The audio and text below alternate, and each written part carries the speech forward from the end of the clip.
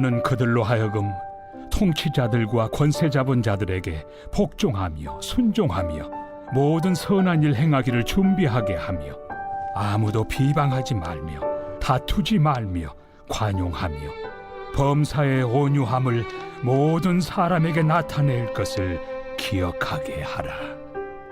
우리도 전에는 어리석은 자요 순종하지 아니한 자요 속은 자요 여러 가지 정욕과 행락의 종노릇한 자요 악독과 투기를 일삼은 자요 가증스러운 자요 피차 미워한 자였으나 우리 구주 하나님의 자비와 사람 사랑하심이 나타날 때 우리를 구원하시되 우리가 행한 바 의로운 행위로 말미암지 아니하고 오직 그의 긍휼하심을 따라 중생의 씻음과 성령의 새롭게 하심으로 하셨나니 우리 구주 예수 그리스도로 말미암아 우리에게 그 성령을 풍성히 부어주사 우리로 그의 은혜를 힘입어 의롭다 하심을 얻어 영생의 소망을 따라 상속자가 되게 하려 하심이라.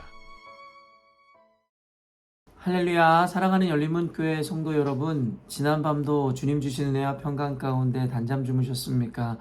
아침을 깨우는 말씀, 화요일 이 아침에 주님께서 저와 여러분에게 주시는 말씀은 디도서 3장 1절로 7절까지의 말씀입니다.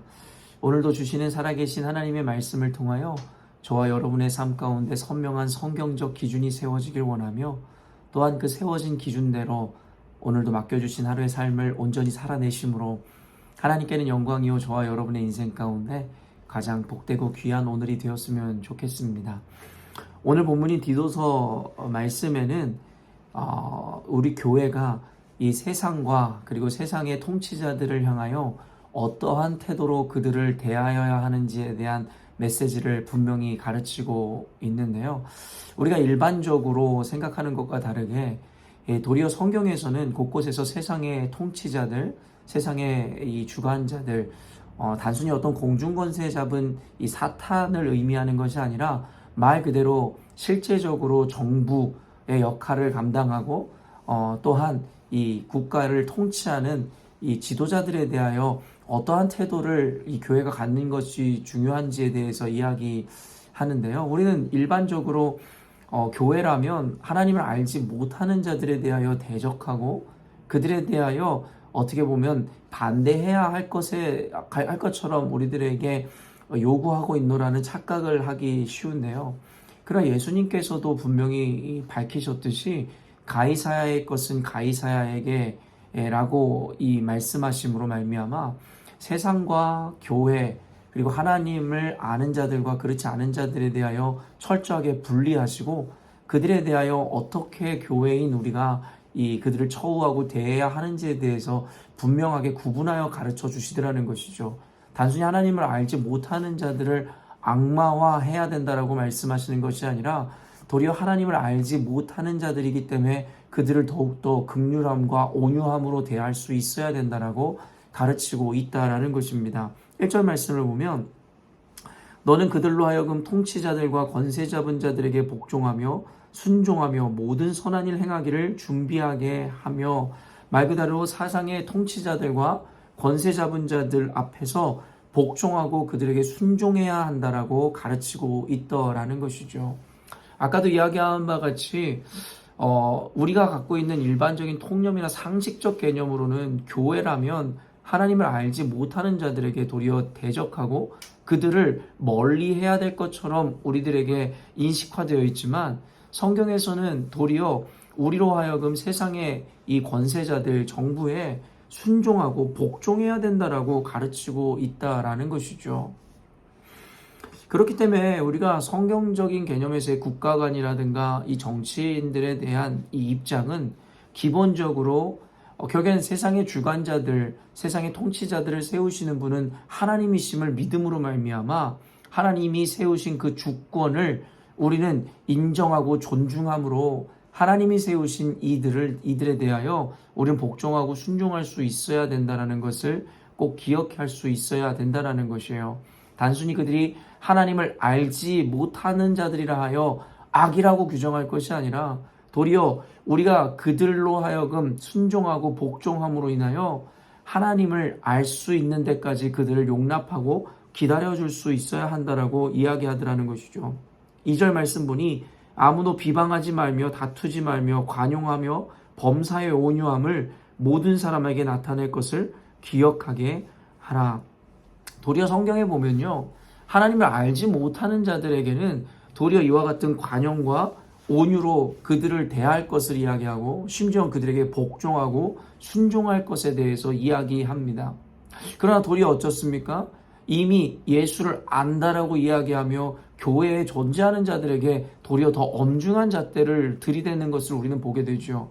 지난 주일에도 여러분에게 설교했듯이 교회 안에서 예수를 안다고 이야기하면서도 결국에는 자기중심적인 그 사고와 자기 틀에서 벗어나지 못하여 자유의 복음을 훼손하는 자들에 대하여 엄히 꾸짖고 그들의 입을 막으라 했었던 이 말씀의 가르침과는 전혀 다른 맥락으로 오늘의 말씀을 전개하더라는 것이죠.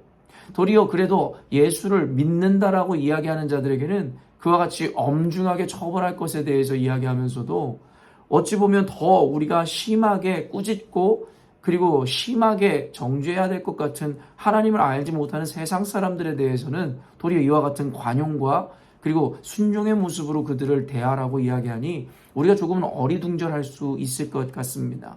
그런데 오늘 성경의 논리를 살펴보면 왜 우리가 하나님을 알지 못하는 자들을 향하여 더욱더 관용하고 용납하고 온유를 보여주므로 그들이 선한 일을 행할 수 있도록 그들을 준비하게 해야 하는지에 대해서 오늘 성경은 우리들에게 그 논리를 이야기하는데요. 3절을 보니 이렇습니다. 우리도 전에는 어리석은 자요 순종하지 아니한 자요 속은 자요 여러 가지 정욕과 행락에 종노릇한 자요 악독과 투기를 일삼은 자요 가증스러운 자요 피차 미워한 자였으나.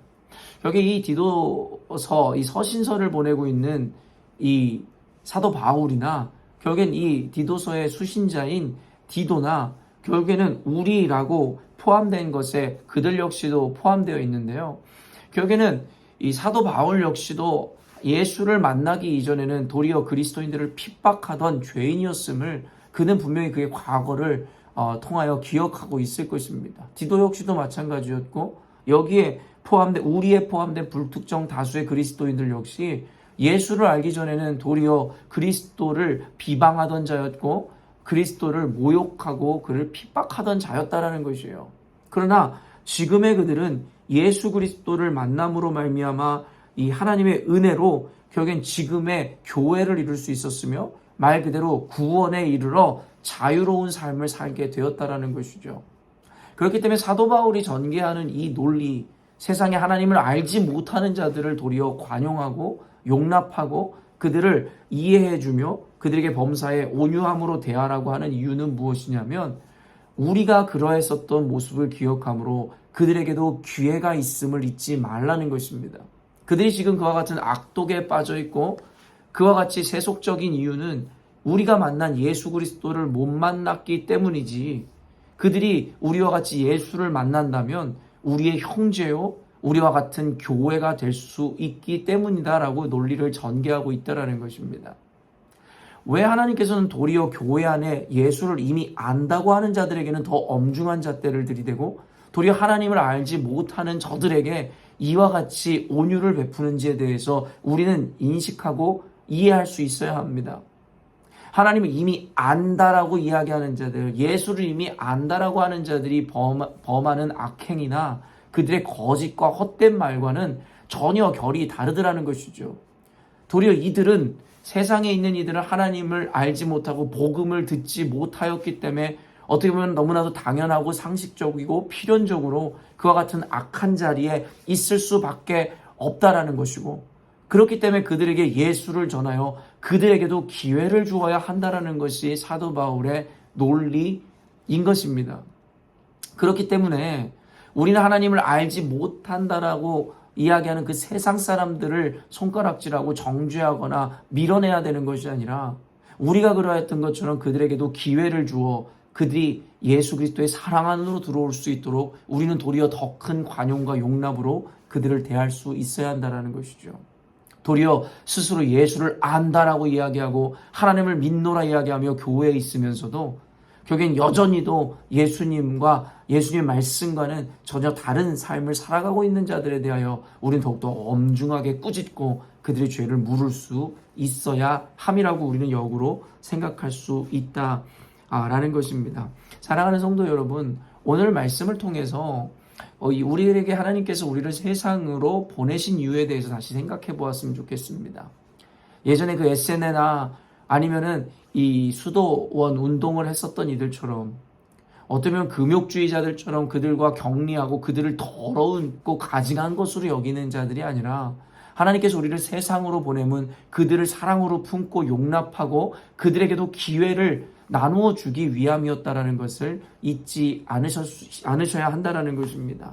4절 말씀부터 쭉 읽어보면 우리 구주 하나님의 자비와 이 사람 사랑하심이 나타날 때에 우리를 구원하시되 우리가 행한 바 의로운 행위로 말미암지 아니하고 오직 그의 긍휼하심을 따라 중생의 씻음과 성령의 새롭게 하심으로 하셨나니 우리 구주 예수 그리스도로 말미암아 우리에게 그 성령을 풍성히 부어주사 우리로 그의 은혜를 힘입어 의롭다 하심을 얻어 영생의 소망을 따라 상속자가 되게 하려 하심이라.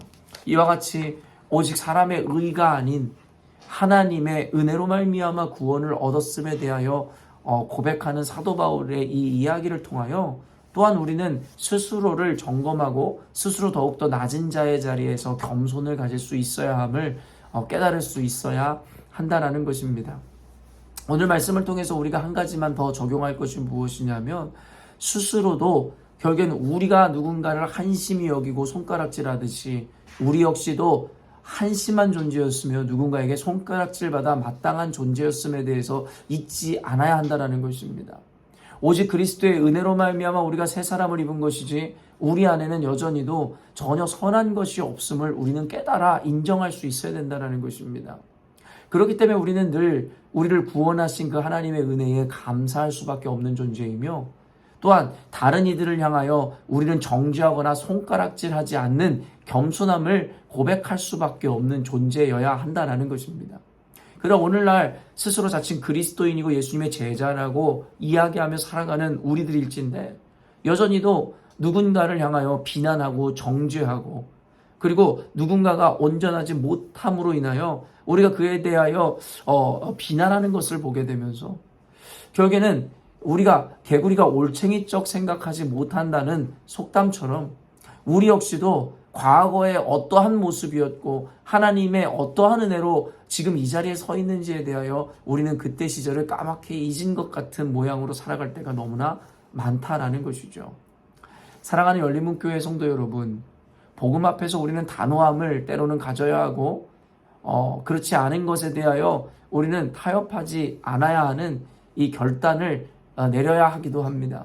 그럼에도 불구하고 어쩌면 공존하는 이 개념으로서 그 가운데서도 우리는 사랑과 용납과 그리고 관용을 잊지 않을 수 있어야 한다는 것입니다. 그리고 그 근거는 결국에는 내가 저들과 다를 바 없는 죄인이었음에 대한 인식과 더불어 내가 나됨은 오로지 하나님의 은혜였음에 대한 고백과 인정으로 인함이라는 것이죠.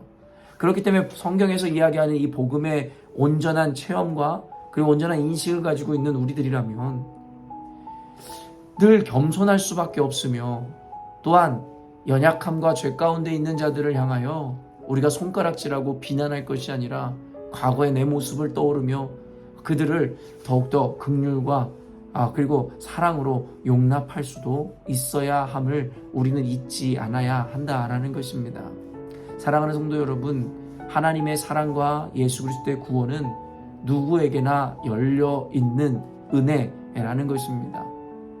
그렇기 때문에 예수님과 하나님도 누구에게나 그와 같은 기회와 은혜와 사랑을 베풀기를 원하거늘 혹시 죄인인 우리가 거저 값없는 이 은혜로 인하여 결국에는 구원을 얻은 우리들일진데 우리 스스로가 누군가는 구원받을 수 없는 자들이고 누군가는 쓰레기고 더 이상 소망 없는 자들이라고 재단하고 우리가 예단하여 혹시 사람들을 밀어내고 쳐내고 있지는 않은지를 우리 곰곰이 생각해 볼 수 있어야 한다라는 것입니다.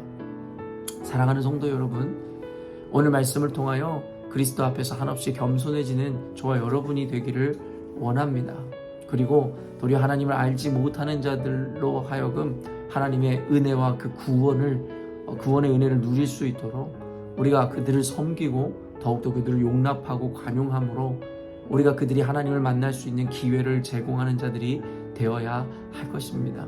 사랑하는 성도 여러분, 요즘 디도서를 통해서 교회에 대하여 또한 그리스도인들이 갖추어야 되는 태도나 마음가짐에 대하여 분명하게 이야기하고 있는데 조금은 상충되는 것만 같고 모순되어지는 것만 같은 그 개념 가운데서도 우리가 조금만 더 성령의 은혜에 또한 그의 음성에 귀를 기울이고 바라본다면 아마 이것이 모순되거나 상충되는 개념이 아니라 공존하며 균형을 이루어야 되는 개념임을 깨달을 수 있을 것입니다. 오늘도 말씀을 듣고 임재하고 깨달음으로 끝내는 것이 아니라 하나님 앞에 기도하심으로 주님께서 말씀하시는 그 지혜를 따라 균형 잡힌 신앙, 그리고 하나님의 마음과 뜻을 온전히 알아 그 마음을 시원케 하는 삶을 살아내시는 저와 여러분이 되었으면 좋겠습니다. 함께 기도하겠습니다.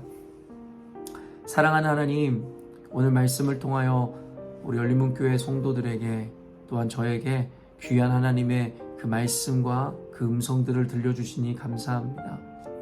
성경에는 이 삶을 온전함으로 살아갈 수 있는 지혜와 하나님의 뜻대로 순종할 수 있는 그 하나님 아버지 방법들이 그대로 적혀 있음을 우리가 알고 있습니다.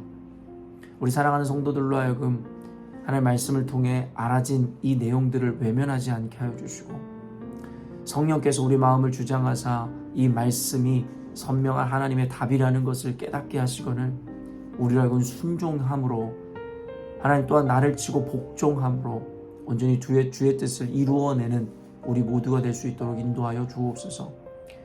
늘 하나님을 알지 못하는 자들에 대한 사랑과 관용을 잊지 않게 하여 주시고 그들을 정죄하고 비난하기에 앞서 나 역시 그와 같은 자였으며 그와 다를 바 없는 존재임을 인식하고 깨달음으로 한없이 겸손하게 하시고 도리어 그와 같은 죄악된 삶 가운데 살아가는 이들을 더욱더 긍휼히 여김으로 속히 내가 만난 예수를 그들에게 전하고자 하는 마음과 열정이 우리 안에 불타오를 수 있도록 주님 은혜 허락하여 주옵소서.